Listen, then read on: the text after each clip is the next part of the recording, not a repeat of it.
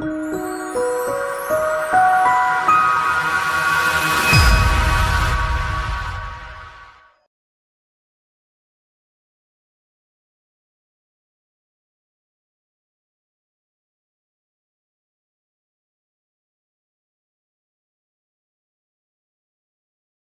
Dr. Lindsey here with Melanie, on whom we did an eyebrow transplant 6 days ago. Mm-hmm. And you'd been in a car wreck at some point, or no, you fell off a bed, right? Yeah. And you had this scar, which I'll put up between us. And I took a little strip out of the back of your head, maybe the size of a little teeny Tootsie Roll, and we got more than enough hair, which we cut into singles because eyebrows grow as singles, just like whiskers do. And then we planted those very flat with regard to the angle of the skin, or to the level of the skin.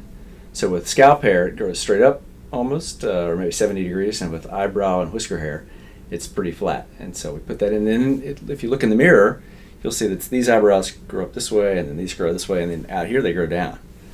And so here she is during the case when I made the holes. Did I hurt much when I did this? No, not at all.